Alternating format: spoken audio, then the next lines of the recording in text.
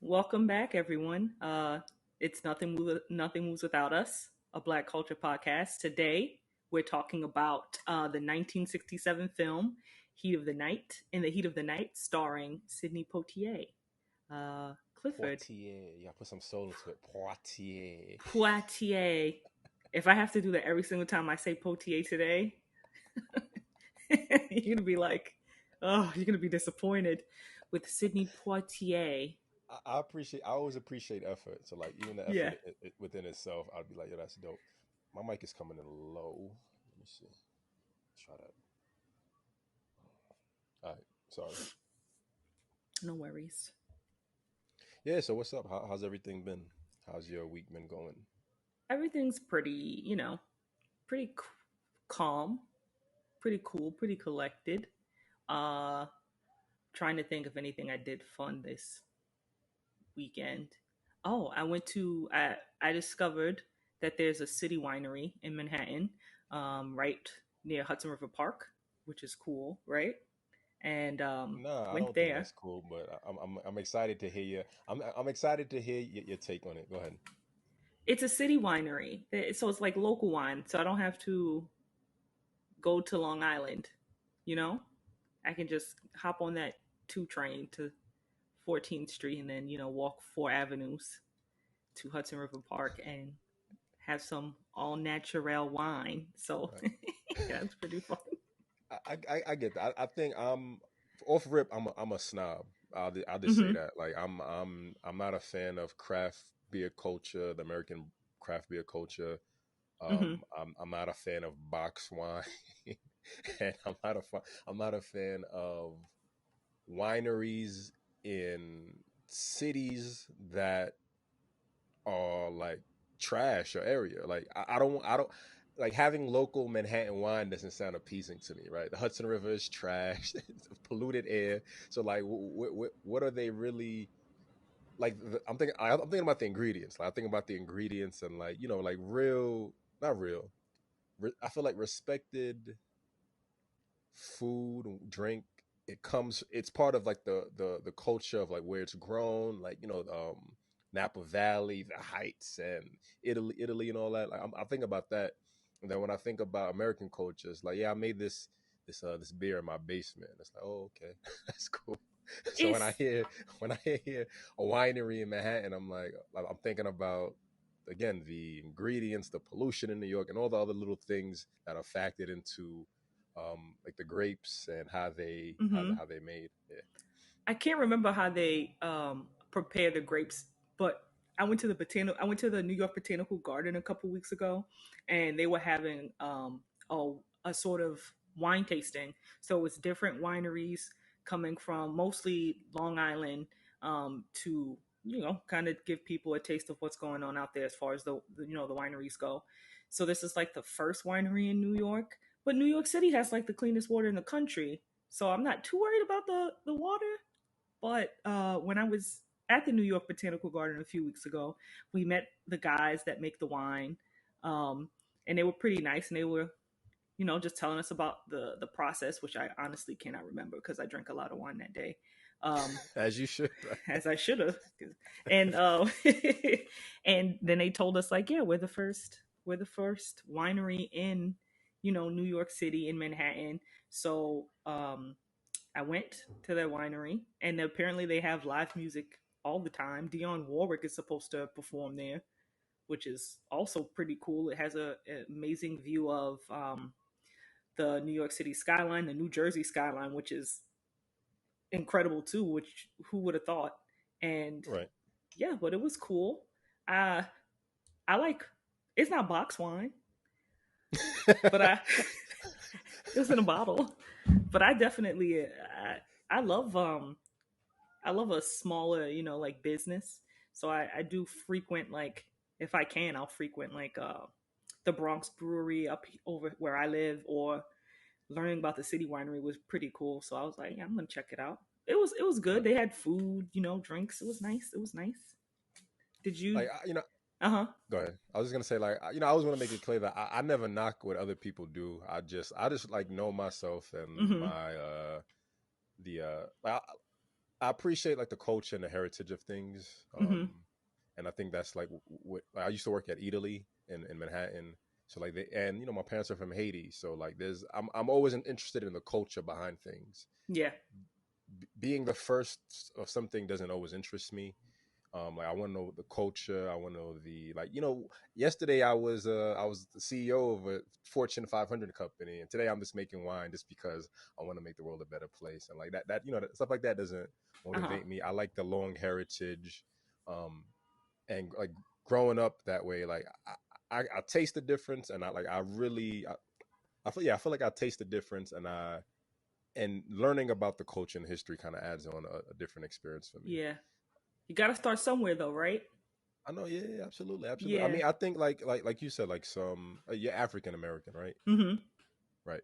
And like I think off rip, there's this disconnection between. I mean, I'm first generation Haitian American. Hmm. I think there's always a disconnection between anyone who has like a finite or like an awareness of a different country or their parents being immigrants within like first second generation, and the American coach is kind of like just finding a start, like you said, finding a start to be like, okay, like America was just a startup, right?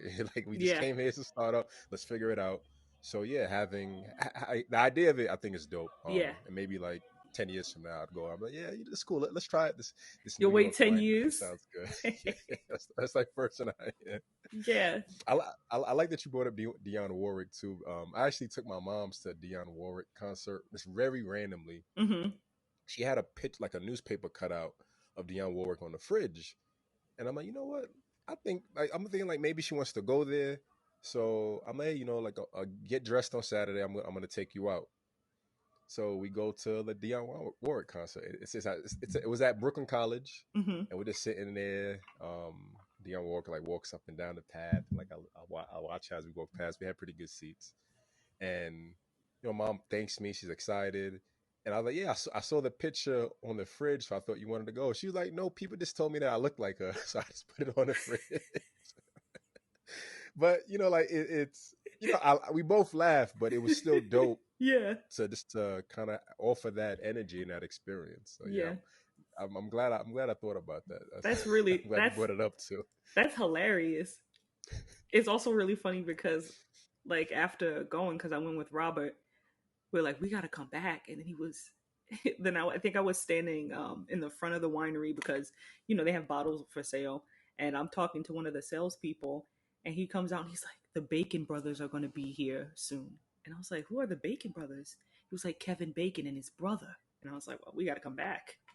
I'm thinking of like bacon, like a restaurant, like a Yeah. bacon, like we like the brothers bacon, like Yeah. like a Maravitali for bacon. That's what I thought too. And then I was like, no, he's talking about Kevin Bacon. And I was like, cool, man. I love Kara Sedgwick. So maybe she'll be there too. That's his wife. So maybe she'll be there too. That'll be fun. I guess maybe that's like the additional benefit of like new experiences like restaurants and cities, Hmm. right? Like the additional star appeal and connection you might make. So I get that. I get Yeah. that. Yeah. But it was fun. Did you do anything fun this weekend? Um, mm, I don't know. I mean, I think fun is very different for me. I I'm mean, an old what's your man. Like, definition of fun? fun for me, honestly, fun for me nowadays is just like being out in nature, going Hmm. for a walk, running, recording. Um, you know, last maybe last Friday or 2 Fridays ago, Eric and I went to like this art walk out here. Like stuff like that is fun. It's fun to experience the culture, I guess. Yeah, Yeah. experiencing culture is fun for me, and just kind of escaping is fun for me. Yeah, Okay. yeah, So yeah, I like your definition of fun. Your definition of fun is, fun is subjective. So it could be right, whatever right, you want right, it to right. be. Sometimes fun is a Yeah. nap. I love a nap. Fun. Sundays I've kind of been reclaiming my Sunday naps. I used to nap on back in the day when I would say that I used to work 40 hours a week, used to take like 18 credits. Sunday was my only day off from everything, and Hmm. all I would do on Sunday is sleep all day. Yeah. I was depressed too, but I would sleep all day. Oh um, man. so I've been trying to do like a 6-day work week where I would take Wednesday off. and I did it for like maybe 2 weeks, but I just have too much going on where I can't do it. Yeah. But now on Sundays, I've just been like, okay, I'm gonna sit in bed for a little bit, like watch something, close the curtains, like get like that little partially sunny feeling in the Yeah. apartment. Let's take a nap. Like, whether it's an hour, 2 hours, Yeah.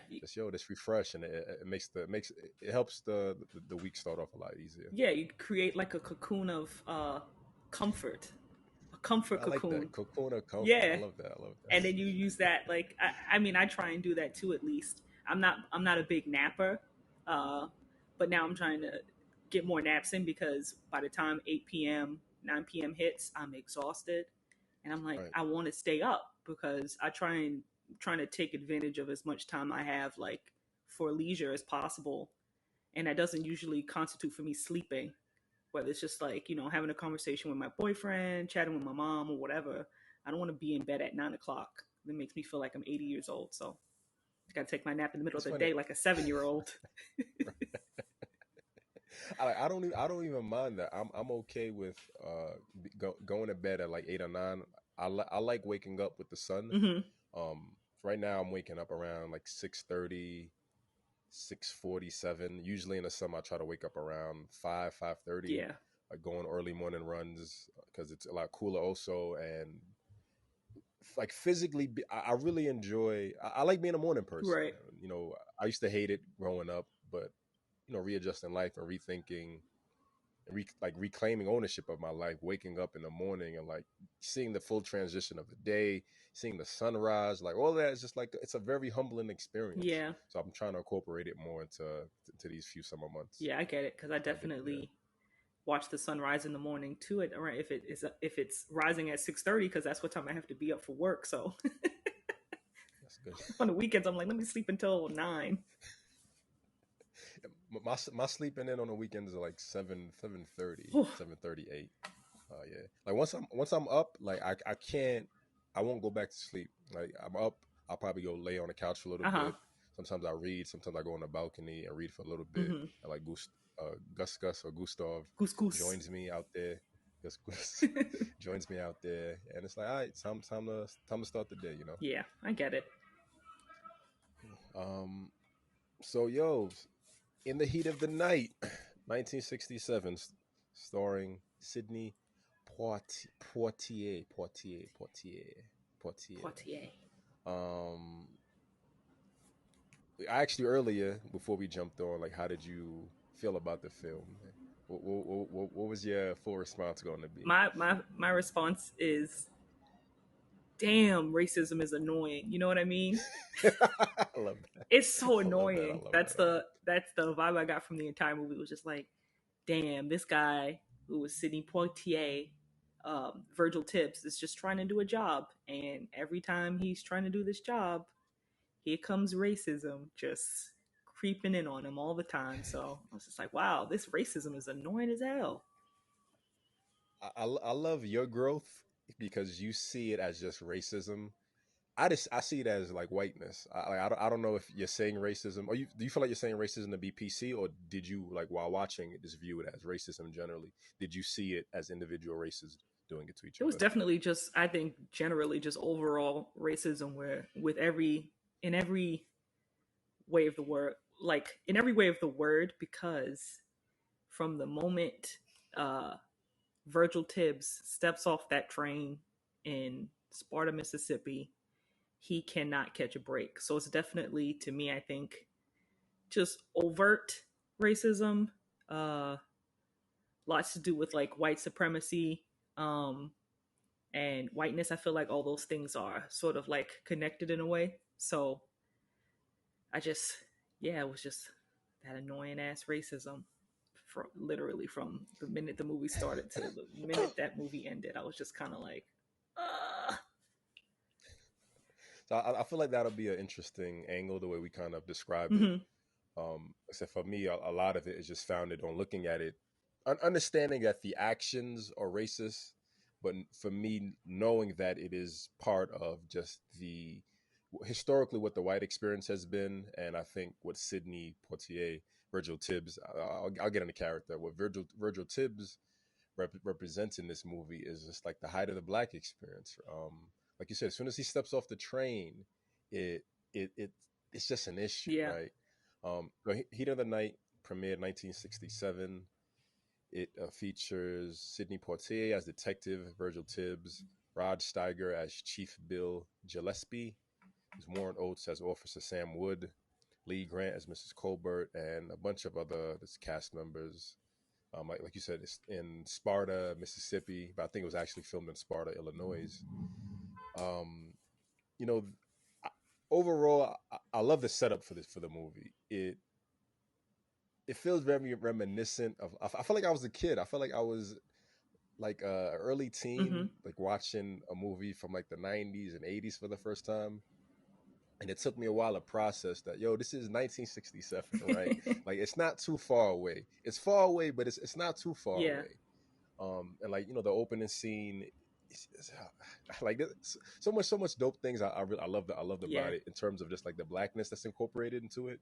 But the opening scene, Ray Charles singing, the train, the cinematography, and all you see in like that first scene is just a stool from the train. The conductor puts it down, and a man just walks down. He opens the door and he walks in and he just sits. And then next thing we're in like a diner or something, and then the story starts to slowly unfold. Yeah. How did you feel about the opening scene and like first three to I five really minutes? liked the opening scene. When I watched it, I was like, okay, this is really cool. And then after I watched the entire movie, I went back and watched it again. Um, Me too. because I was like, I just need to watch it again. But you're right. It was cool to see. You first see like the train pulling into the station. It's showing you Sparta, Mississippi itself. That it's this like quiet, sleepy town. It's like super late at night. And then you watch Virgil Tibbs exit the train and go into this bus depot. And he's like, waiting for the next, train to come in, which you find out a little bit later. But it was cool in a sense because it's such a great way to start a mystery. Um, because this movie is based on the books by John Ball, who wrote a bunch of books about Virgil Tibbs, who's a black detective. So it was really cool. It was just a great way to start watching like this murder mystery. It was a great intro, so I really really enjoyed it. Sorry, I was doing some readjusting. Yeah, I love the small. At heart, I'm a small town Hmm. guy. Like my dream is just to live in like a small city. Um, so whenever I get like that small town feel, you get the back streets, just the quietness, the Yeah. calm, the peace, right? Knowing that like it's just you.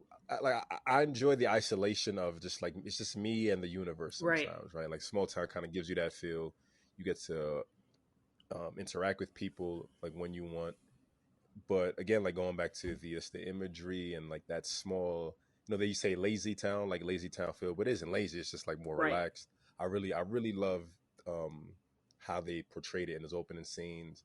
I feel like railroads and like railroad crossings were like very popular back in the day, but it's how people traveled, right? Like train rides offer a unique experience that flying on planes just don't really Right. offer.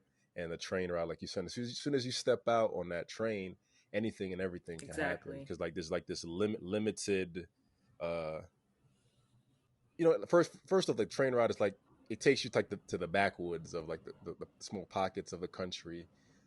Comes with its consequences as we learn, Yeah.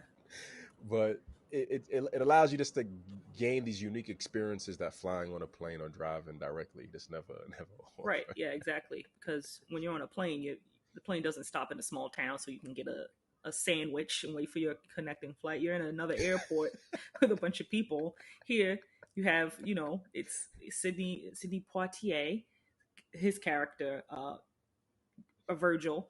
He's he's got to stop in this small town. He has no choice. And even when you get a tiny bit further into the movie, you see he's just waiting for his next train so that he can get the hell out of there. He has no plans on Right. staying. He wants to get home. He was visiting his mom. It's over. He wants to get out of there. So yeah, I definitely think that the intro was it just gave you like the establishment of we're about to get into something heavy, because it just opened this Right. door where it's like you start to see it's a predominantly white town, white white run, and here's this guy. So yeah, the intro is dope, dope.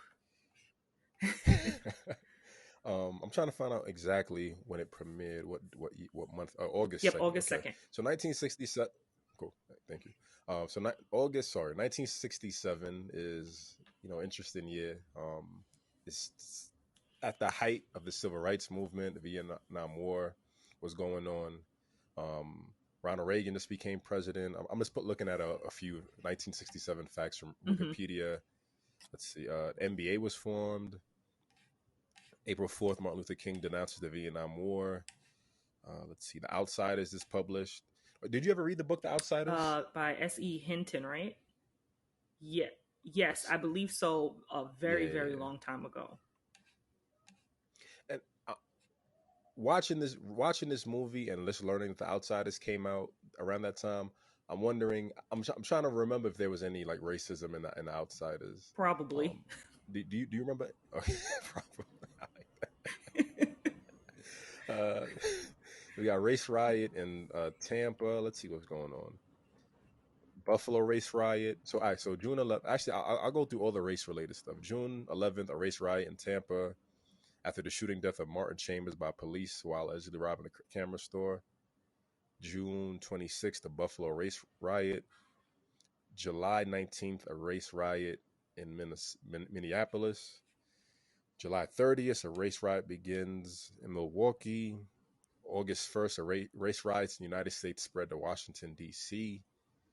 Um, so yeah, we were in the height of racism. Yeah. like what is it? I mean, is there even a height of racism? Like it's we were just in the maybe the social response. I think I that's don't it, right? know. Clifford. We at that we were in the height of social response Yes, racism, that's maybe. exactly what I would say too. It's the social response to racism in 1967, around that time, because um, Sidney Poitier was the hugest movie star at that time. In 1967, he was the hugest movie star. He was bringing in tons of money. He had done 3 movies about race relations back to back. So definitely reflected the times, very much so. Also, I think there's one other, because I know, what was it? In June, in June, sorry, June 12th, which is that today? Oh yeah, Loving yeah, versus yeah. Virginia, Go ahead. 1967. So that was another Right. thing. And so it's just, And I guess just explain that for oh, people who don't Loving know, please. versus Virginia was basically how miscegenation laws were overturned in the Supreme Court, allowing for uh, interracial marriages to no longer be illegal. I think I Right. summed that up correctly. Yeah. So yeah, it's I guess going back to the idea of like social response and social change, like even having the Supreme Court saying that interracial marriages are Yeah, okay, right? They're okay, is a shift in social culture, and that's like a shift in the federal culture of like social response. But we see the physical response from like the everyday people who are just kind of fed up. Um, I don't know. It's this movie was, I guess, a wake up hmm, call. I think at times, not even at times. Yeah, actually, no. Like I'm trying to go back and forth and trying to find like my medium, but I don't think there is. Every time one of the white person says "nigga," I was like, that's cool. Like that's just how we do it. Like it's that's just acting. Like you could just act and say "nigga" nowadays, and like no one cares, and it's all good. The first time 40, I 40 heard it, minutes in. I was yeah, I was like, what? I was appalled, but I'll kind of get into this later about like why choosing this. Like it's a good reminder, man. It's a good reminder of ain't shit sweet. Um, like let's jump into characters real quick. So we have Detective Virgil Tibbs, who is a detective with the Philadelphia Police Department. You have Chief Bill Gillespie, who is, like your typical chubby, Hick. small town. I'm gonna assault the man. Hick police officer. Um, you have his like main. I don't know if he was Sam. No, he didn't have a deputy, but Sam Wood, who's like the other Yeah. main officer.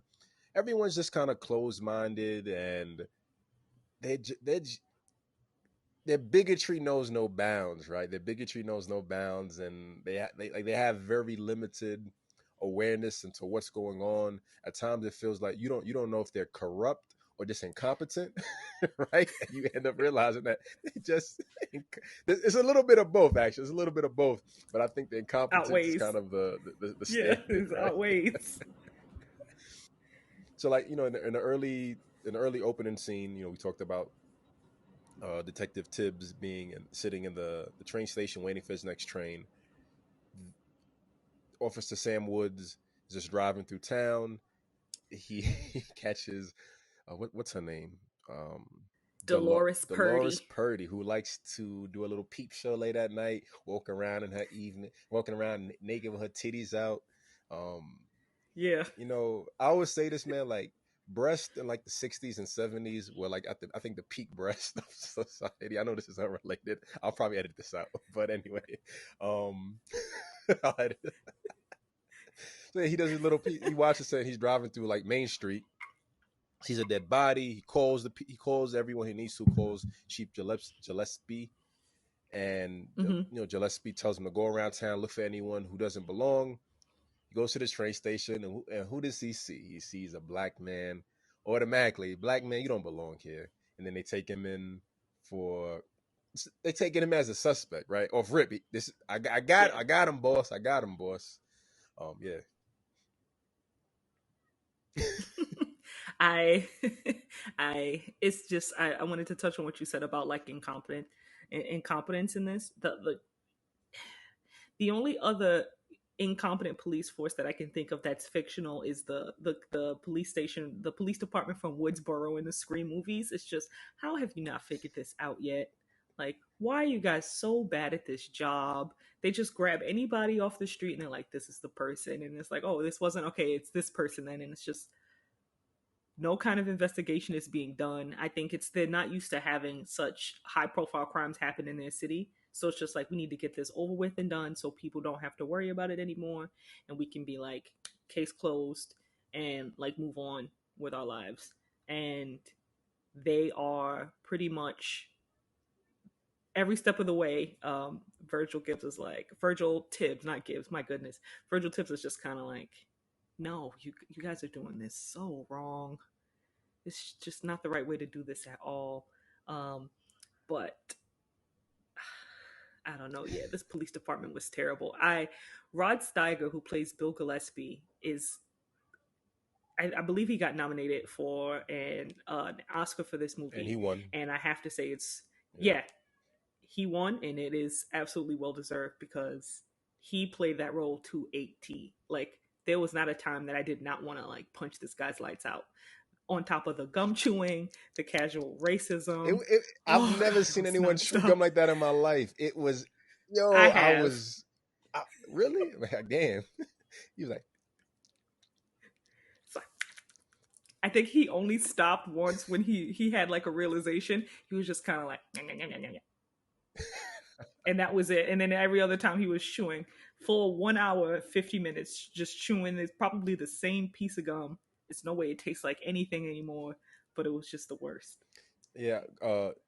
Going back to what you said about, uh, the incompetence and them kind of pulling everyone in. I thought of the word xenophobia, and that's Mm-hmm. maybe that's just like the small town feel, right? Just anyone who it's been perfect here until this random person showed up, so you must be at Right. fault. There's no way any of us could have done it, right? Yeah, Yeah, definitely. If they can pin it on somebody else, even better. If it's a black person, even better. So it was definitely that kind of vibe. But uh, Virgil Tibbs' character just so well composed the entire time, pretty much. um, while being questioned about whether or not he had any involvement in this murder. He's got a clear alibi. Obviously, didn't do it. He just rode into town, and they were just kind of like, "Well, we don't believe you," Right. and it was infuriating. Yeah. And then eventually I think they go through his wallet and they're like, oh, why do you have so much money? He's like, I'm a detective. He's like, wait, he's like, you're like, what? You're a detective? So like, the office chief Gillespie calls Tibbs commander or chief in Philadelphia, and then his commander or chief is like, all right, well, they had a murder, you have to stay and help them. And again, I'm thinking about it's like the power dynamics, right? Like most likely his chief is a Yeah. white guy, um, Mm-hmm. and I don't know, man. Like I feel like I'm always gonna get sidetracked with like following how this is supposed to be because just that initial feeling of powerlessness, right? He called him boy. When he Yeah. called him boy, my heart hurt. Like really thinking about the Yeah. experience, right? Really, really thinking about the experience of what the black experience has been. Knowing that is just a lived experience, right? Like it's not acting. It's a lived experience for millions, hundreds of thousands, and you just have to eat it, right? You just have to eat it. You have to eat Yeah. being disrespected, disregarded. You can't speak up for yourself. You have to be polite, man. And how limiting that is, how empowering, like to have the strength to persevere through that, right? And then like I compare it to Right. like where we are now socially and how things are just relatively a lot easier, right? Like there aren't that many movies with white people saying nigga, so it makes us feel like things are better. In my mind, I was like, you know what? I want to I want to do a movie with like some racist white people and have them say niggas, so people know that like this is like ain't shit sweet. Yeah, let's go. I think Quentin Tarantino Oh, has that fuck covered him. because he definitely is. He's a I was like, yeah, I know, I get it, yeah, but I was thinking that too when I was watching it because it took 40 minutes for them to drop the first N word, like the N bomb, right? And I was like, wow, that's almost twice as long as it would have right. taken if it was a Quentin Tarantino film. So it's like 40 minutes in that they dropped the first one. Quentin Tarantino probably would have been like the First like first right. 13, 14 minutes. True Yeah, artistry, right? but yeah, true artistry. But it was definitely one of those things too where he, like you said, they're on the phone. He's on the phone with his commanding officer, and he's just, well, I don't want, they don't want my help. They probably don't want my help. And they honestly really don't want his help. But when they find out he's like the number one homicide expert, like it was put, they decide like, all right, fine, we'll, get his help or whatever. But the way they got caught up on the amount of money he was making a week, where they're like, how much money you make a week, boy? And he's like, $162.39. And they're like, $162.39. And they just keep saying the number over and over again. I'm like, Like okay. like like thinking about how they're thinking about relative growth, right? And like how like that's nothing to us. I can't buy anything with 190 whatever dollars, right? But like Nothing. imagining, oh man, yeah. I always But it also shows like go ahead. like the resentment that they have towards him already because, the Gillespie says like that's more than what I bring home a week, or like a month Right, or something like that. So there's like the added, there's already, the racism, which we're always going to have to address the entire time we talk about this movie. Then it's the fact that this guy is well dressed, he's well spoken, and he's making more money than them. He's obviously way smarter than all of them, like all of them, and it just keeps adding to the list of why they hate him even more than they already right, do. You know, so now ha- they really have no choice but to work with this guy in the sense that they know he's the number one homicide expert. So then it's just kind of like so much resentment there, and they both have to power through that, obviously, but it's different because Virgil Tibbs hasn't done anything wrong. He just happens to be in the wrong place at the wrong time, and now he's got to help solve this crime in this racist town with these racist cops who just think that he's dumb but still accept his help. So it's like I said, it's this movie is the racism is just it's annoying from beginning right. to end. So Yeah. I like that you use annoying. I like that. Uh, I don't. I'm trying to think of the word to like what I'm trying to like sum it up in like one adjective. I'll think about it Hmm. down the line. But going back to the language used, them calling him boy, them saying nigga repeatedly. The like overall, I think like I said, watching this felt very classical. It felt like a good classic movie. It felt wholesome. It felt perfect, and I think it's I feel like we don't really get cinema like this anymore. Or we do, we just don't really pay attention. It doesn't get the attention that it needs. Yeah, The imagery, like we talked about the opening scenes, the imagery, the lighting, you know, even with Sidney Poitier being like the main, excuse me, even with Virgil Tibbs being the main black character, and having other black actors throughout the movie, I feel like the lighting was still good. yeah, The still a lot of like beautiful scenes at the train station. Like there's a scene where the director's like on the other side of the platform, and you just see Virgil Tibbs is standing there waiting for the next train on his own, and you get like a full pan view of the train station. But there's a lot of beautiful imagery, I think a lot of great scenes. Again, the lighting was good, definitely. great sound quality. Yeah, I didn't have any issue with the way it was presented. I really thought it was like perfectly and beautifully presented. The script was beautiful and dynamic. The acting was phenomenal. I think everyone, like, I can't think of anyone who didn't like really sell their part. How did Right. you feel about the directing and the overall features of the movie? I like the directing. I like the directing. I didn't have a problem with that.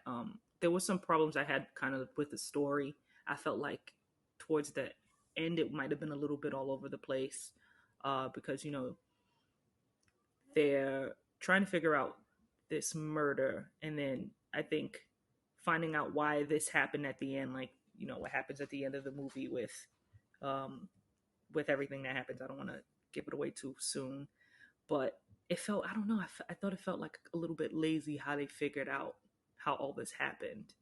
We Like, could give it out. I mean, this isn't anyone yeah, watching this knows that this is spoilers. Like, yeah, so I'm trying to think of, hold on, I'm trying to find her name. Where's your name? I took so many notes on this movie too. Mama Kaliba. okay, So when they go visit Mama Kaliba, and he, Virgil is talking to her, and he's like, "Why are you helping these white crackers and with this crime?" And then you find out that it's all to sort of cover up an abortion. And I was just kind of like, "Oh, oh, okay." You know what? Actually, in hindsight, it kind of changes the trajectory of the movie for me when I'm like, "Oh, all of this to cover up an abortion," but then it's just, I don't know. It was really. I just didn't that not the I liked the ending for the most part, but what led up to the ending was weird. And then they never readdress Mrs. Colbert, whose husband was right. murdered. Like, we never find out what happens with, like, how she dealt with that. I felt like there wasn't always they didn't always do a good job of creating more suspects. You know what I'm saying? Because for the most part, because I've never seen this movie before. This is the first time today when they show Endicott. We all thinking like, oh, it must be Endicott because he lives on a plantation.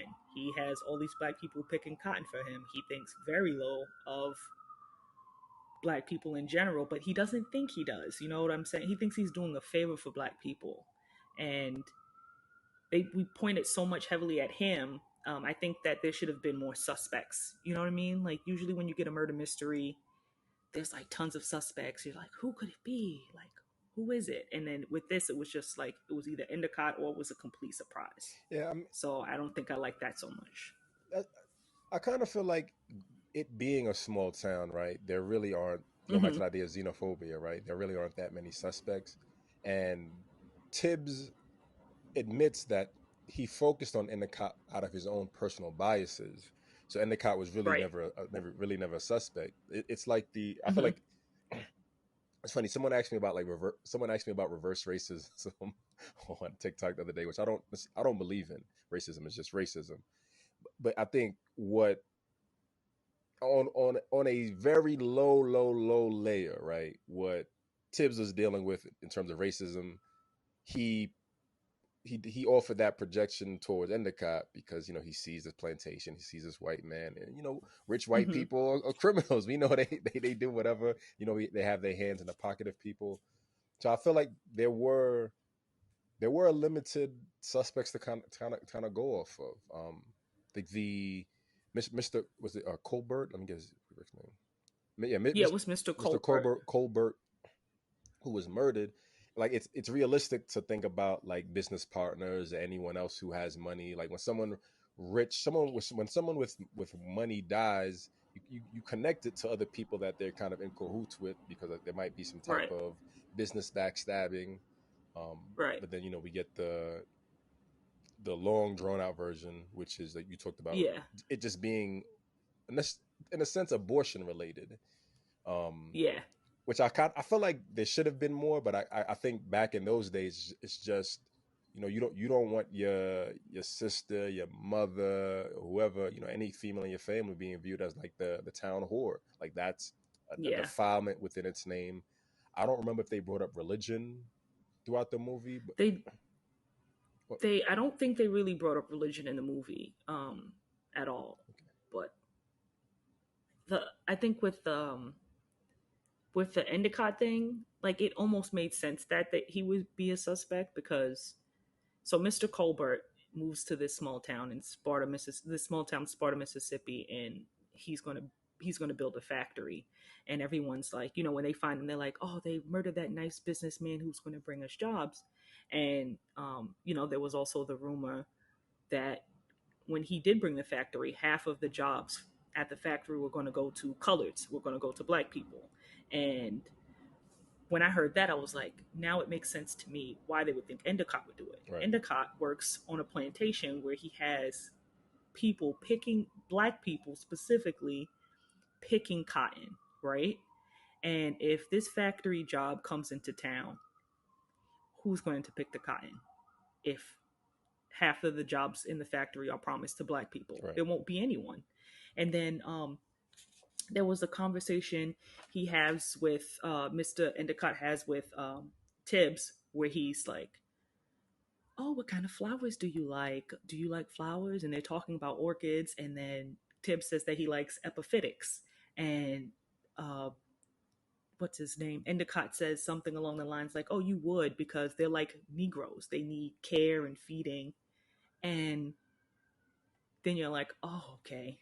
That's why he brought. That's why Tibbs is kind of so put off by Endicott because everyone in the movie is racist. They call him boy. They think he's dumb. But Endicott is almost like rubbing that in his face in a way like, oh, Negroes can't do anything. Right. While he's like, you talking to this smart, you know, well spoken guy who's leveling with him. And then when he pretty much just outright says, you know, Put him back in his place, right? Like you're a suspect. yeah. And and then you get that moment, that legendary slap that apparently is like super super famous, where Endicott slaps Tibbs and Tibbs slaps him right back. Without a And he second, what? Pow! I was like, right, I was you like, didn't oh, even this think is about it. dope. I loved it. That got me hyped. That got me hyped. Yeah. Right. So it was that's what made sense, that while he's been dealing with this racism the whole time he's been in this town, trying to help these people figure out who essentially might have ruined jobs for everyone in that town that might need it. Endicott has the nerve to like slap him, like, how dare you not be in the place? And he's like, you're not going to talk to me like that. And he hits him right back. And it's great. And it's wonderful to see. But you get it. You get why Tibbs is now like, this has got to be the guy. And he's right. He lets his dislike for Endicott get in the way of, you know, solving this murder. But then when he realizes what he's doing, because he gets that reality check, he's like, all right, even though this guy is a bastard and he deserves to be punched in the stomach and kicked in the ass, it wasn't him. We got to find out who actually did it. So again, racism just getting in the way of him solving this crime. So, but yeah, Endicott was, and that was the thing too. I think about Endicott that I hated the most. You get this guy who honestly thinks like he's this, he can't do any wrong. Look at him, he's living in his plantation, he's giving people jobs, and like he's surrounded by black people. There's no way he can be racist, and it's like he is the worst. But then he has the time to, I can't remember what he said, something like there was a time where I could if you shoot you. did that to me, yeah, I Yeah, could just shoot you. and and it's true. And it's just it's a constant reminders of like somebody else can be in the wrong, and the only thing that you did wrong was be born black, right? Wrong. And that's what you get, a slap in the face and someone telling you like I could have had you shot, and everyone else in the town agreeing, yeah, you should have been shot for that, no matter if he did it first. right. So Yeah, it's, go ahead. no, no, go ahead, go ahead. Um, yeah, I think going back like earlier, I said that he put him in his place, and I think that's what a lot of this movie is. You Mm-hmm. have, like you said, Endicott and Tibbs form that we feel like it's a bond, right? Like there's always these small parts throughout this movie where you feel like there's a transformation that might be happening, where it feels like there's a little bit of hope and things may be Mm-hmm. better, and someone has gained some type of awareness, right? Someone has changed their perspective, but or we keep gradually seeing that it's just, I'm just gonna put you back in your place, right? The thing with Yeah. Endicott, like you talk about, he said, "Oh, you like flowers?" And you're like, "Oh yeah, okay." We talk about flowers, we talk about greenhouse, talk about all of this. Then it's like, yeah, but you're black, so Yeah. what what do you really know, right? Like, what have you really Right. learned, right? These Exactly. endless scenes with Tibbs and Gillespie, and it looks like there's a breakthrough. Like there's a scene where Gillespie and Tibbs are at Gillespie's home, and Gillespie's like, "You're the first person to ever come into my home, like first person ever." Yeah. And I forget the exact language. Gillespie said, I think he was just trying to say something about relatable, and Tibbs tried to relate Mm-hmm. to him and said, "Yeah, like I forgot the exact language. I should have wrote it down. Excuse me. Um, but then Gillespie's like, "What? Like, what do you mean, right? Like, how dare you try to relate to me, even at my Right. lowest of lows of life? Even though you make more money than me, even though you're here to help me solve this case, I'm still better than you." Yeah. And that's just what it has felt like. I mean, throughout the Black experience, realistically, Right. and that's just the way the movie is until the last scene where we have Tibbs and Gillespie at the train station. Mm-hmm. Tibbs is going to get his suitcase, but like Gillespie grabs it for him. He walks Gillespie walks Tibbs' suitcase to the train platform. He puts it down for him, and they depart. And like you feel like someone's gonna say something first. It Yeah. isn't Tibbs. Tibbs is like, "Fuck y'all, I'm out." But Gillespie's like, you take care, right? You take care. And Yeah. it's, for me, it was the reminder, like that's what it is, right? There's no apology. There's no thank you. It's just the, hey, all the best to you. Right. There's all the best to Yeah. you. You hope you figure it out somewhere, nigga. Like, Yeah, pretty much. I think that was one of my that's the one I that's the scene I took the most notes on. The one where the two of them are commiserating. I was like, these two men commiserate over how lonely and demanding this job is. And Gillespie just can't accept that this black man can have the same experience. He doesn't want what he perceives as pity because he's too racist. So it's like he literally, they're sitting there and they're like, yeah, I don't have anybody. This job is demanding. Everyone in town hates me. And then, Tibbs is like, yeah, man, I get that. And he's like, whoa, whoa, whoa, whoa.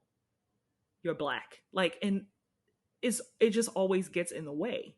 And it's just so weird because like sometimes you can think of racism on a spectrum of how racist people are or could be, and I feel like those that aren't all the way at the end of the spectrum of super racist somehow don't think it's a problem if they're like just kind of racist. So I mean, there's I don't feel like anybody in this movie could be redeemed at all as far as how they treated Tibbs from literally the beginning to the end. The only people that ever showed him any sort of kindness were the black people that tried to hook him up with a car. They're like, you can stay with us. You're not going to find a motel. Just and his wife, the guy, I don't get his name, but he goes, Viola, we got a guest. And then even Mama Kaliba at the end, she's kind of just like, why are you working with these white people? Like it's gonna destroy your soul or something like that, or to that effect. And it's just like, no one, no matter how right he was, no matter how well he did his job, they just can't find it in themselves to treat him with any sort of kindness, respect, nothing, you know. So it's just like a punch in the gut, because you hear all the time, if you're black, you have to work 10 times harder. You have to, you just have to work 10 times harder, and when you do, you will be treated with like respect, and you will be rewarded with like praise and all of those things. And it just was not true for him. So he just has to carry himself in a way that means the most to him. It's more like a self-respect thing, because these people will not respect him regardless of what he does. I think that's the what stood out the most in this movie for me. It's just like, you can't you just have to do it for yourself. You can't do it for the respect of other people. And I don't think he did, which was why I think I liked Virgil Tibbs so much. He was just like, I'm just here to do my job, because he wants to solve these crimes. But it's just always remembering, like, this racism is always going to be like second nature to all the white people, and they won't even question why they feel the way they do. Yeah, I like that you brought up unredeemable, and Hmm. I'm looking at it from the other side of hope, where don't hope, don't believe that there's any lesson to be learned for the racists. Like Right. that's not what this is. Um, the officers, Officer Sam Woods, Officer in Chief Gillespie, they Hmm. don't really have any hope that they're gonna find a person, right? They Right. like in the early scene, Gillespie says, "All right, go around and just find whoever." Right? There's no hope, because at the end of the day, all you can say is, "Hey, I sent him around. We didn't find anyone," and you just leave it alone. Tibbs is the only one who has hope, because he's a detective, and not even a detective, right? He's the best. He's the best homicide Yeah. detective. Um, and going back to like the relationship and interactions with cast members, and especially not cast members, with people in the town, especially Gillespie, Hmm. he even had a hope that they were breaking through, right? Like he thought he was breaking down this layer and like connecting, and he got comfortable, and it was like, nope, don't have hope. Right. Even with the again, like the black people, Mama, what's her name, Mama Kaliba. Mama Kaliba, right? Right. Like, why are you working with these white people? There's no hope in working with whiteness, right? Just Yeah. get your do what I'm doing, right? Get your money, get your bag from them, and just go about your life, right? Yeah. Yeah. The one scene that I really did love was, and I wish I had his name, was when he got the car. I think it was the guy who like owned the garage. Yeah. I can't find his name. I love that scene because it felt representative of like what the black experience is, right? Like, I don't know you. You're black. I'm black. I get hell all the time. I live here. They tolerate me, so I know you just got here. I know you're going through it. So I'm gonna look out for you as best as I can. And like that was a beautiful. Like you said, Yeah. Viola, we got company. You see the Yeah. kids playing and having fun. I love those small little. I love those small little clips where like the black children were inserted. Yeah. It's also worrisome, right? Because they're growing up and going to be part of this community where they're going to be disregarded. But I think Black Hope, Hmm. and this is kind of I'm thinking of like slavery and like Hmm. birth and children during slavery, but like Black Hope is, maybe it gets better for the next generation, right? So Yeah. like I can't just not do anything. Do what I can, work with this tolerance. Hopefully these old races die out, and then hopefully my children have a better life experience. Right. Yeah. Yeah. That's what you can hope for. But I wanted to tell you a little bit about Mama Kaliba, which I thought was interesting. She plays Sidney Poitier's mother and Guess Who's Coming to Dinner. Um, Nice. Her real name is B. Richards, and she was an activist. She was like a far left activist. She was part of the Communist Party. She was a playwright, an author, an actress on top of that too. So I think a lot of the lines that she says, I didn't look this up, are probably something like that resonates not just with that character, but with the actress that plays Mama Kaliba. Right. Um, but yeah, like I don't know. It's one of those things, Clifford. I know where you're just like you just want to be celebrated for the things that you do and not have to worry about like people perceiving you a certain way because of your race. But then you just gotta kind of not do it for any other reason than the reasons you want to do it. But Right. it's just like it just sucks that you can make this movie in 1967, and me watching it, in 2022, looking at this movie, is like, wow, I feel like I've seen this movie so many times, and you probably have, and you've seen it happen in your whole life. So it's like you see where it began. Like Right. this movie is where it began, where they started to show you like what Black people have to deal with constantly. Like this amazing cop has to deal with racism literally throughout the entire movie, and even when he's um, getting people off the hook for this murder, they're still being racist towards him. Because you know how they initially thought it was, I can't remember his name. I can't remember his. Shagbag maybe. He was a cop, but the guy they first tried to pin because he stole Mr. Endicott, not Mr. Endicott's wallet. He stole. Was it Packy? No, not Packy. No, Packy was the I guy don't. that they sent. Packy was the guy that was supposed to help Tibbs. Uh, I'm gonna let's just say names. There's Courtney. There's Henderson. There's Watkins. Packy. Ulam. Shagbag. McNeil. Charles Hawthorne. Maybe. I think it was Maybe, Charles. Was it yeah, Charles? maybe it was Charles. He was the character that they initially were like, all right, he's the murderer because he had stolen money from um the wallet of. And he had the wallet on him when they Yeah, found him. Yeah, yeah. yeah. And then he's like, it wasn't me, I didn't do it. And then even when Tib steps in and goes, yeah, he didn't do it, the murderer was right-handed, this guy's left-handed, it's not the thing. When he gets into they arrest him and throw him in jail with the guy, he's like, what do you want, boy? And I'm just like, it's how is this so second nature to everyone in this movie to just be as racist as possible every second of the movie? Like he's literally trying to help you. And I Right. feel like if I was in that situation, if I was Virgil Tibbs and I was trying to help somebody get off for murder, and he was like, what do you want, girl or boy, or whatever, I was like, you know what, yeah, I think he did it. It's probably him. Damn. I just give up. I'd be Yo, like, whatever. on some real shit, I respect. I respect that. I respect that. Right. I tried. I tried. Right. Yeah. I tried. So I found it. His name is the black man who owned the garage. His Hmm. name was Jesse, and Okay. his name is Khalil. His real name is Khalil Baz Bezalel, which is Hmm. cool. Yeah, yeah, yeah. But yeah, I don't know if I don't know if I would I don't know. There's a part of me like integrity, right? And as an Yeah. officer, he's an officer. He's a man of integrity. Yeah. And let's say 5 years down the line, right? Let's say I'm bad with the names. What's her Dolores is like, hey, this and this happened, and then words get back that Tibbs lied and did his job poorly. I feel like he'd feel a way about that. He'd be dishonored. Yeah. Um, I don't know.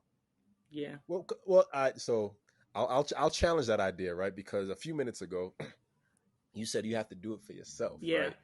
So you should honor your work as a detective and still do it, even if they're treating you like shit. I don't know. I I don't don't know, know, man. man. I think that's That why I don't think that. And I think that's probably why, like, some institutions I just couldn't be a part of. Like, I couldn't be a cop, man, because you know black cops at the end of the day, they're still black.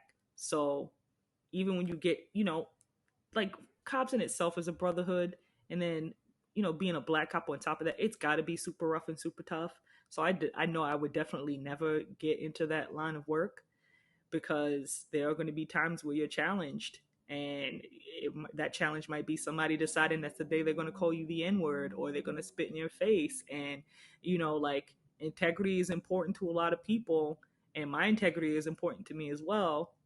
Hence why I would never get into that line of work, because faced with that as a dilemma, I don't think I'd be able to do it. I'd have to step away, because there's like certain lines that you shouldn't cross, and people are willing to cross them just to get the racism across as the point. And I just can't do it, man. That's I just couldn't do it. Yeah, It was too and many that's boys the being thrown around in this right, movie right, right, right. for me. I was like, and you're right. It makes you cringe, because even when the Charles character, who is initially uh who they think did the murder, he calls he calls Mama Kaliba girl. He's like, some girl does it, some colored girl. And the whole time I'm like, oh, this colored girl, she must be super young performing abortions for these like people. And then they show Mama Kaliba and she's like a black elder, and I'm like, he was referring to her as girl, and that's so disrespectful. And I was just like, and that's the thing with her. She probably had her integrity too, and that's why she didn't work with the cops. She's like, you know what, I'll do these abortions for y'all. I'm gonna keep raising the prices, and that's all you're gonna get from me, because maybe her integrity was so important to her, that's all she was willing to do. You know what I'm saying? So it's like, Yeah, I mean, I feel like that's kind of the ever-present challenge of the Black experience, right? At what point does integrity outlast saying "fuck it"? At what point does integrity outlast and outshine doing what's right, or just having the drive to keep working and pushing through? right, Um, I've heard the phrase "the worst cop is a blacker cop." I don't necessarily 100% agree, but I understand the mindset and language behind it, and I think what's incorporated within that is the cell of the Black experience of the brotherhood, right, right? I'm black, you're black, tribalism. I'm gonna look out for you, brother king. Yeah, I'll tell people, don't call me brother. I don't know you like that. right. Like I don't do that. I don't do that anymore. Mm-hmm. Um, but once a black cop joins any, and it's, we could focus on cops, but we can focus on any institution, any system that features some type of singular ideology and perspective, Right, religion. You're always gonna fall in line with what that ideology is at the end of the yeah, day. On the surface, the sell is that all of that doesn't mean anything. Blackness comes first, but when you're in the experience, right, mm-hmm. it continuously feels like people choose the ideology and the whatever system they're in over the tribe. And I Yeah, think that's part of the everlasting challenge and the pump fake, like with the Black right, experience, right? Like you jump into it thinking, he gonna look out, he understands, yeah, right? Most black cops, especially in New York City, they came from the hood, they get it, they understand. But what's more important, the check, the integrity, the job, furthering the experience. right, And you know you have a very few select group of people in any profession, in every system, who are going to challenge the status right, quo. um I think and I'll wrap it with this. Like, I understand wanting to leave, I understand wanting to quit, but it just leaves the door open for other people to fill in, who are gonna just do who are gonna be like, he did it. I'm out. He did it. yeah, That guy over there yeah, did it. I'm out. And which is unfair, right? Like, which is unfair, but it's challenging. Again, yeah, this is part of the Black experience. You say, yeah, I work 10 times harder, right? I have to work 10 times harder within myself, within my integrity, just to be like, yo, swallow my pride, right, do my job, yeah. right? Uh Definitely. But I um think, like we were talking about earlier when we started, we talked about how fun is subjective. And I feel like so is integrity. What does it mean for you to have integrity? Is it working this job and doing your best, even though you're dealing with people calling you out of your name? Or is it walking away from the job completely and saying, like, you know what? I don't want to do this anymore because I feel like I'm not respecting my integrity by being a part of the system anymore. So, like you said, there's a flip side to everything, but like fun, like humor, those things are subjective. It all depends on who you are and, what's going to help you sleep at night. So, I definitely understand where you're coming from, but yeah, I don't know, it's got to be hard to, you know, be be black, be a person of color, and be a part of, like you said, like a brotherhood when it comes to the police departments, because at some point you have to, like, I don't know, maybe you have to look the other way or deal with it or walk away because you're not being fulfilled the way that you thought you were. So it's definitely a very loaded conversation when it comes to dealing with these big institutions, as I think, especially with police, because the police were formed first. It's they always say, like, police were the first slave catchers, and then it's like it morphed into something else.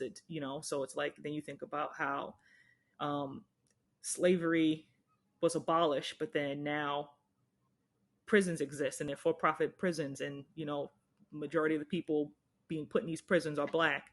So then that's like also a form of slavery. So it's definitely like you can try you can try and do what you can from the inside to change things, or you can be somebody that thinks like I don't know if I can change this thing from the inside, and you walk away. But again, it's completely subjective. It's just a really heavy and loaded conversation to have with so much historical context, and it's a lot. It's a lot. So I'll ask you this question, and then I guess we can Hmm. transition. Where is Oh yeah, I'll ask you, where's social responsible, where or is there a social responsibility for you when it comes to integrity? And I ask that because using the example of, I guess again, it's any job in Hmm. general, right? Being in a place, being treated a certain way. Actually, no, let's stay in this, right? Being Detective Tibbs, Hmm. right? Integrity within myself, right? And saying, I don't need to deal with this. I don't need to deal with being called these names and everything. Saying fuck it and having my self integrity to just go about my life where I'm appreciated and maybe a bit more valued in Hmm. Philadelphia versus setting the precedent, right? Um, and I know it's layered, right? Like I know it's layered, setting the precedent to be like, no matter what they throw at me, I'm gonna stand strong and firm. Um, and I guess sorry, this is a long question. I'm tying it in, but I'm reconnecting to the idea Right. of hope, right? Like hope. I think integrity in terms of hope has like a social Hmm. responsibility where I set the precedent that again I showed you I'm the best black detective, right? So maybe it just sparks an idea that changes your perspective on black people down the line at some point. So is there a line for you when it comes to integrity for self versus social integrity for the people you represent? I think that um I guess it all depends.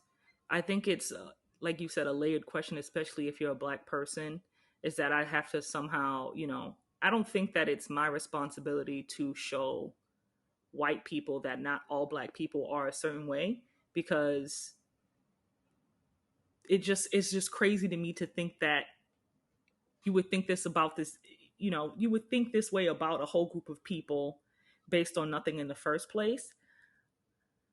But yeah, I don't know. I try not to, subscribe to, like, things like respectability politics and just like proving people wrong for the sake of proving them wrong in hopes that they change their mind about something, because that's like a lot of education.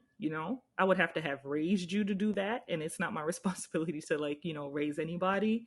But like it makes me also think about how at one point in the movie you see Virgil Tibbs is he's at the train station. He's about to get on this train to leave, and Gillespie comes and he's like, "Oh, why are you leaving? Do you have to leave today?" And he was like, "I," pretty much like, the vibe of, "I don't want to be here anymore." And he kind of manipulates him and guilts him into coming back to help solve this crime, even though this entire time he's been treated like absolute shit by every single person in this town. And like you said, he does this. He figures it all out. He walks away. He goes home. He barely gets a thank you from anyone. He barely gets an acknowledgement. And now he's back on the train to where he's from. And do we really think Gillespie's going to go and say maybe blacks aren't that bad? He's probably just going to use, you know, he's gonna use Virgil Tibbs as the black person I know thing. He's like, oh yeah, I have a black friend that da da da da da. Oh, my black friend is da da da da da. And it's I just don't I just don't care enough about someone else interacting with me and walking away and like, wow, black people are not so bad. Or, oh, maybe not all black women have attitudes. That's not my responsibility. I'm not here to hold anyone's hands through their racism. That's your job to unlearn. Maybe me ending the conversation, me telling them, what, I'm not putting up with this bullshit, will be enough for them to go, what, maybe I need to educate myself. But yeah, I don't feel like I have any social responsibility to people. You don't feel like you have any social responsibility to people in general, I mean, or to just white in terms to of white racism? people, no, because I shouldn't have to prove myself to white people that not all black people or not all black women, because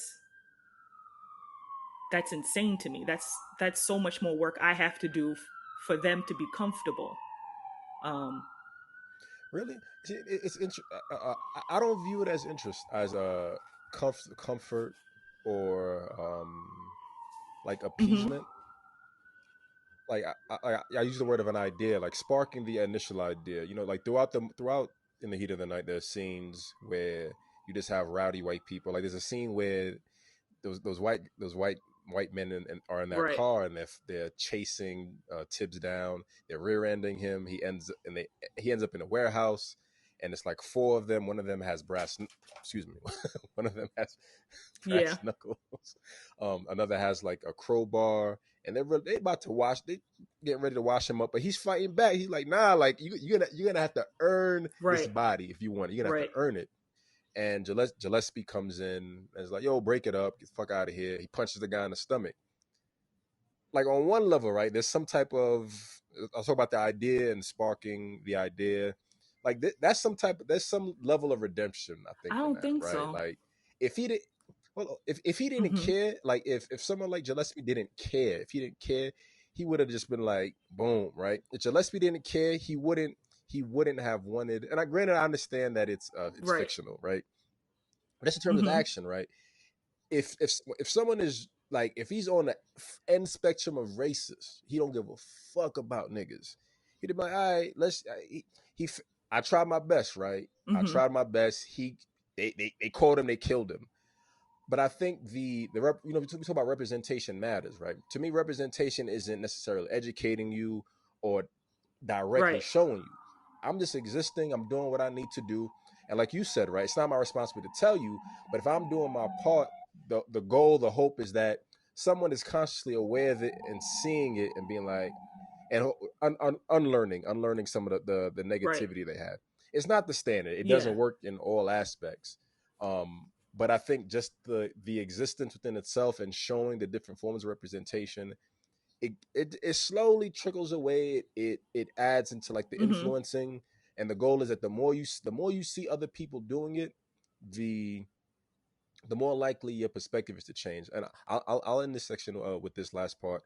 There's a I'm gonna get this right. There's a Joe Rogan podcast episode. I believe dude's name is Daryl Johnson, and he's a musician. I always see his name wrong. Um, he's a musician, and he Daryl Davis. There we go. He met with a Klan Mm-hmm. member. He met with a Ku Klux Klan member, and just started having dialogue with him. And the end result of that initial meet and like having regular conversations with someone, like he didn't originally know he was a Klan member. He finds out down the line, but just having regular dialogue and conversation with the Klan member, he learned the Klan member denounced his robe and his Mm-hmm. Ku Klux Klan. So Daryl Davis went out on a mission to just connect with Klan members, have dialogue with them, and show them that everything they've like basically unlearn all the racist and limited perspectives they have on blackness. And like through that, I think he said, I can't remember the exact number, maybe 40, maybe 100 different Klans members like gave up their robe just through Right. interacting with him. Like that's the extreme of it. Like that, I think that's the extreme of representation and teaching people to unlearn. But knowing that if you make the effort, if you put the information out there, whoever's willing to grow will grow. And I think Gillespie has some type of growth. It's not going to be Yeah, not at monumental. all. We know that. But there's some growth. There's some growth. And I think that's enough, right? And like that should be the hope for the next generation, kind of tying back into what I we said think earlier. Daryl Davis, that's what you said his name was. More power to him for doing that. I Daryl Davis, sorry, my mic sorry, is muted. more power to him for doing that. I could never see myself doing that. I don't have the patience or uh, at all to teach people how to treat me, how to treat women, how to treat black people, how to understand where we're coming from. I've tried it in the past. Like I've had conversations with family members that have very very skewed ideas about like feminism or women in general or blackness or other things. So more power for him for having that patience to do that. Um, but in terms of like Gillespie, I just don't feel like him stopping uh, Tibbs from being assaulted there was enough redemption in my eyes because I think he was going to be murdered. I don't think it was assault. I think they were going to kill if him. they even were going to kill him, so we're under the idea that he's going to kill him, and then he pretty much he punches one in the stomach. They run off. Then what happens?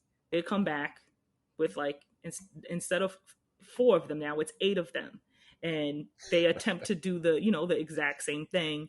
It doesn't end well because two white guys end up shooting each other, and it's not like after this happens we hear that these guys that were going to murder Tibbs got arrested, um, or anything happened to them at all.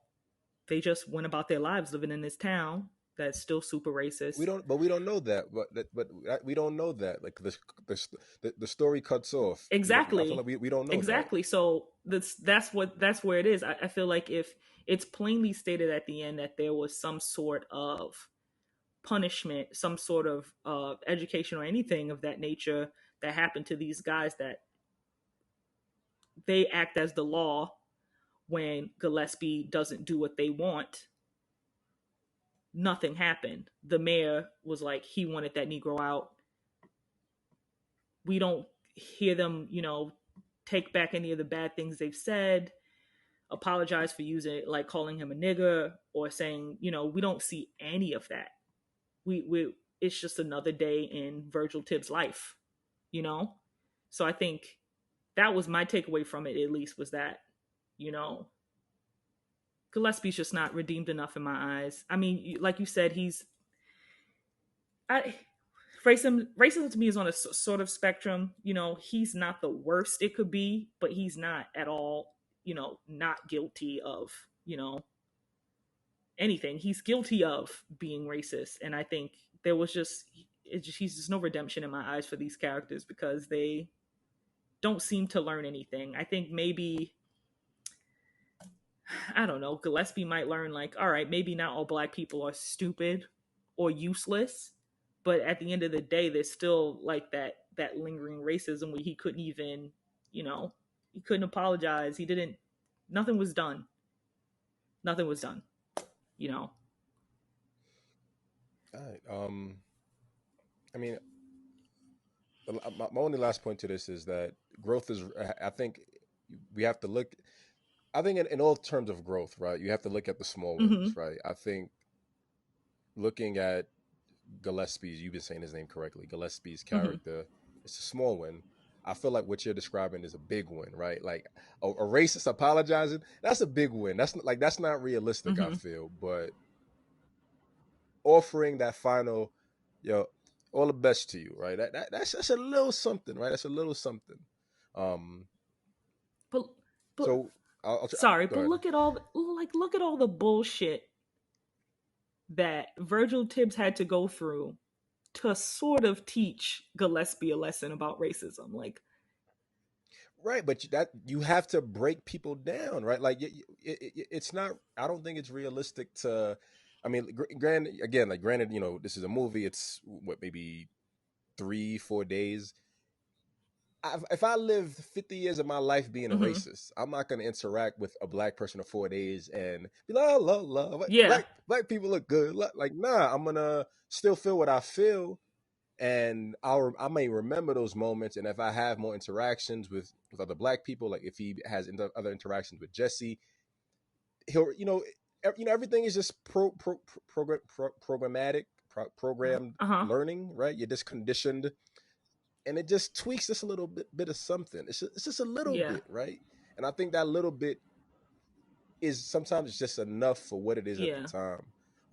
And that's kind of, I mean, maybe hope and redemption are huge words, and maybe that's part of like the back and forth we're Mm-hmm. going through.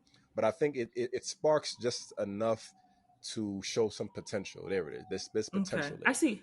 It may not be the huge potential socially Right. we need, but it's a little bit. It's something. Yeah, It's I something, get what right? you're saying. I Um, just think it's like there's so much suffering that has to happen at the hands of of marginalized people for people who are not marginalized to get the point. It's almost like it's crazy what Virgil Tibbs would have to go through for uh Gillespie not to be as racist. You know, like you gave him a hard time. You were part of the reason why he had such a hard time.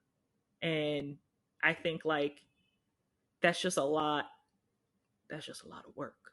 That's just a lot of pain. It's a lot of violence. You know, to yeah, have to go through to teach somebody to maybe be better to black people down the line. You know, so it's just one of those things where I'm just kind of like I can't get behind.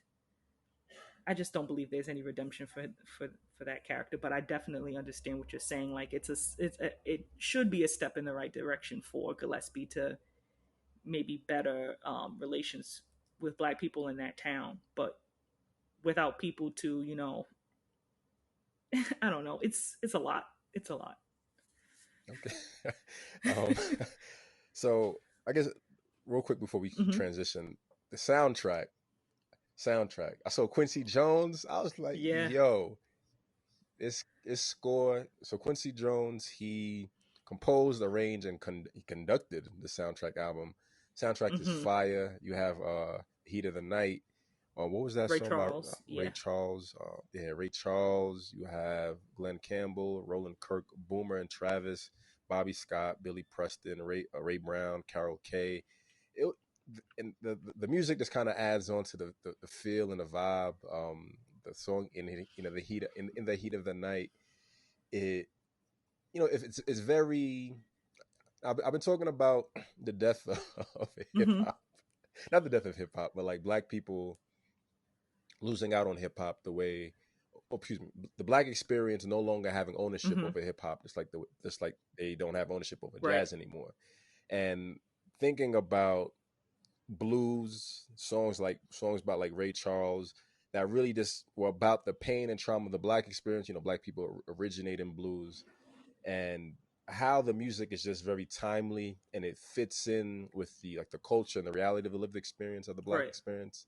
Um, I don't know where I was going with that. I No, it lost was my a thought. no. You're right. It was great. I'm glad that they got Quincy Jones to score the music for this because he did a great job because it definitely captures every moment in the movie is greatly captured in the music, and I think a strong goodness gracious, why is the word not in my head right now? A strong I'm thinking a playlist. Oh my god, strong soundtrack really helps to I set get that. the mood for the movie. So it created like tension, but it was like still something you could bop your head to. So he definitely did like a fantastic job. Quincy Jones is a genius. Right. So I chose this. Honestly, I chose this. So the original idea for this podcast was going to be 30 Mm-hmm. plus years. And I think 30 plus years, but I kind of kept it within 30 years and no earlier than the past Mm-hmm. 5 years. I had a conversation with one of my boys earlier this year, and he was telling me, I think during February, during Black History Month, he just went through like all the Sidney Poitier movies. I think either after or before he Mm-hmm. passed away, and he was just telling me about like his experience watching them. So when we were selecting movies, I was like, you know what? Let's just open this up to whatever, right? Like if a film came out in 1900 and they got it, let's watch it. Let's, because all of it is still relevant to the Right. Black experience. I've seen Sidney Poitier movies. I remember them being on like Channel Mm-hmm. 9 growing up back in the day, like on Sundays. But I was never interested because I wanted the fun, fun Right. Cali movies. But I chose In the Heat of the Night because I think out of all the movies, I asked my friend like which one does he recommend, and he said In the Heat of the Night. So I really just chose it off of his recommendation. So salute to my boy Lex Anderson. Just want to say that real quick. Um, and the last is, you know, connecting this movie to the Black experience, the modern day Black experience. Um, and I feel like you kind of brought this up before, right? Nothing feels Right. different. The It's language is different. different, right? Like I wrote that. Yeah, I wrote earlier that it felt good. Like seeing the word nigger, like seeing it, like reading it in the subtitles and hearing people say it, it felt good and free because it felt real. It was like finally, like there's some just a reality and truth to what the Mm-hmm. experience is.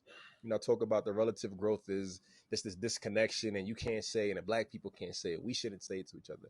And it's like, nah, like there's something there that's there for a reason, and we need to remember like Right. why it was there.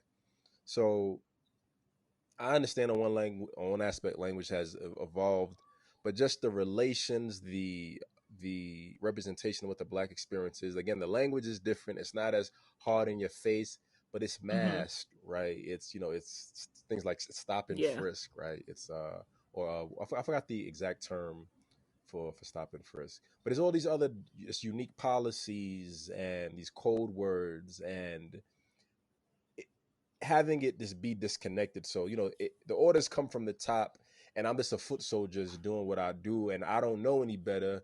So it's not inherently me being racist. I'm just doing my job and doing what I'm told, and it feels like for me it feels like Yeah.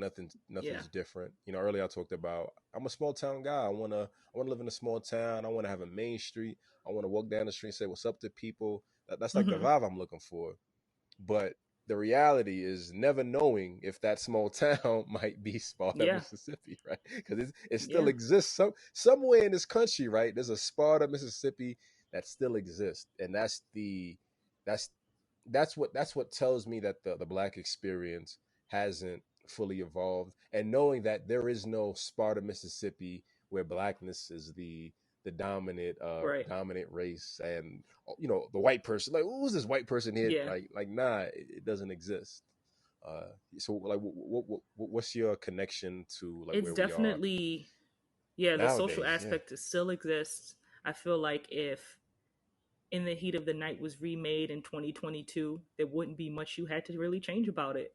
It would probably be along the same lines, because these things still happen. It's still very, prevalent in this country. It's prevalent in lots of places.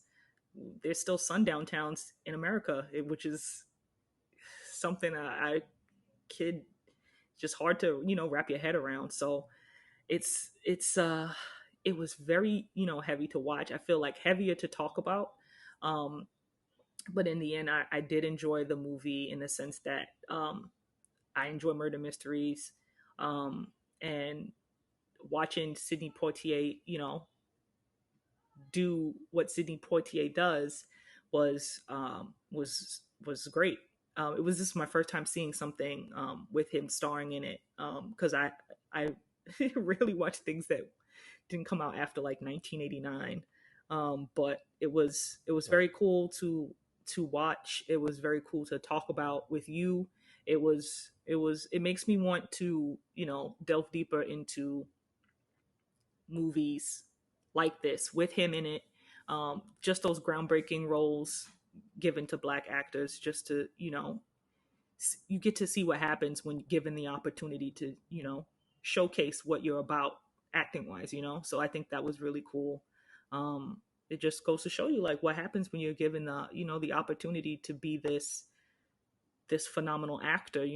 And Sidney Poitier was like loved by like, white people. He's loved by black people. So I definitely want to check out more movies by him, and just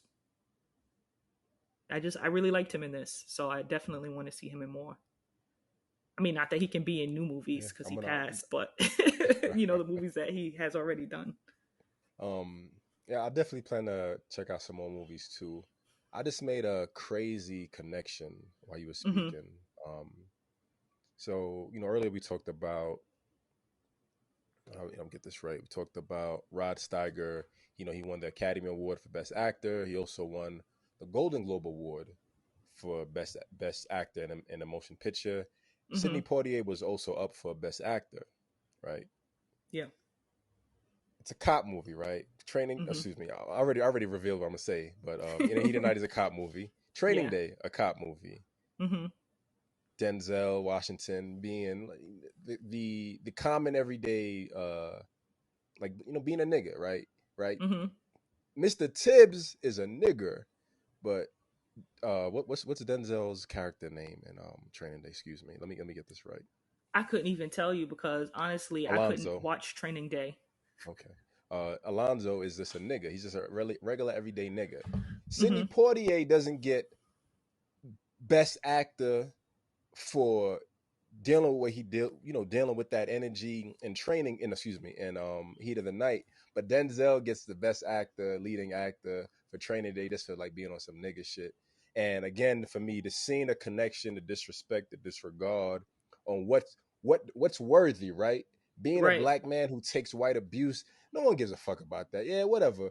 But being a black man, I'm King Kong and all that. Oh yeah, we like that. Yeah, Yeah. that's that hip hop shit. We like that. That's insulting, and fuck the Academy and all of that, man. That's how I feel right now. Yeah. Yeah, definitely. I absolutely agree with you because, like, who was it? Octavia Spencer won for playing a maid, and Halle Berry had to show her titties to get an Oscar. So it's like, it's just, like you said, it's fuck the Academy because he should have won for Malcolm X. And they're like, no, let's give it to him for Training Day. Like, what the hell is that? But I digress. Um. Yeah, that's all I got. I feel like it's a good way to end. Like, yeah, fuck them, yo, fuck them. Yeah, yeah. Yeah. YouTube live on Thursday. I'll do a post about it also. So definitely, please come check us out. Dude, not this Thursday. I'm jumping ahead. Next Thursday, YouTube live next Thursday. We're publishing. Um, Let me just get the date right. I'll edit this out. So YouTube live June 23rd will where we'll be discussing In the Heat of the Night. Please, please, please, if you haven't seen this, please watch it. I watched it on HBO Max. I also know it's on Prime Video, and I think you can rent it on other streaming services also. Please, please, please watch this and please join in. We definitely want some more perspectives. Um, yeah, and again, challenges to anything we're saying, anything that we feel like we haven't covered. That's all I got. Anything you want to close out with, Tati? Definitely watch this movie because it was great. And I also can't wait to watch to see how big my hair got from the beginning of this to the end because I know it's a little bit bigger than it was when it started. But I'm gonna do a yeah, time lapse of that. yeah, yeah, you should have just like. But yeah, Sidney Poitier is the praise is well deserved because that man is somebody that like his composure in these roles are in this role specifically was chef's kiss. So Yeah, salute, salute, salute, salute. All right, until next time, peace. bye.